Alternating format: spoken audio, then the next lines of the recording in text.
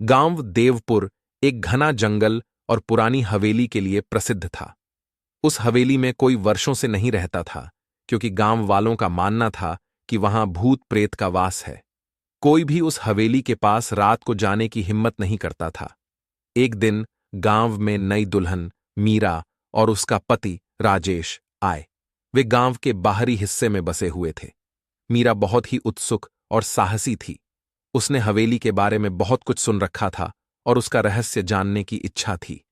एक रात जब राजेश किसी काम से बाहर गया हुआ था, मीरा ने हवेली की ओर जाने का निश्चय किया। हवेली तक पहुंचते ही उसने महसूस किया कि कोई उसके पीछे चल रहा है। जब उसने मुड़कर देखा तो कोई नहीं था। हवेली के अंदर जाते ही उसे एक ठंडी हवा का झोंका महसूस हुआ।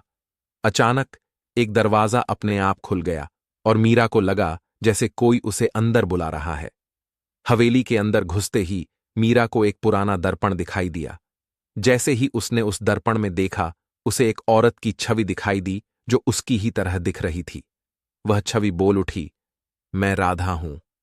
वर्षों पहले इस हवेली में मेरी हत्या कर दी गई थी। मीरा चौंक गई और डर से कांपने लगी। उसने पूछा, तुम मुझसे क्या चाहती हो? राधा की आत्मा ने कहा, मैं तुम्हारे जैसी दिखती हूँ और तुम्हारी मदद से मैं अपने हत्यारे से बदला लेना चाहती हूँ। मीरा ने साहस बटोरते हुए कहा। मीरा ने राधा की आत्मा की मदद करने का फैसला किया। अगले दिन वह मुखिया के पास गई और उसके सामने राधा के साथ हुए अन्याय का जिक्र किया। मुखिया पहले तो हंसा, लेकिन मीरा ने राधा की आत्मा को साक्षी के रूप में बुलाया। राधा की आत्मा प्रकट होते ही मुखिया घबरा गया और सब कुछ स्वीकार कर लिया। गांव वालों ने मुखिया को सजा दी और राधा की आत्मा को शांति मिली। मीरा ने अपने साहस और दया से एक आत्मा को मुक्ति दिलाई और गांव वालों का दिल जीत लिया। हवेली अब भूतिया नहीं रही और धीरे धीरे लोग वहां बसने लगे।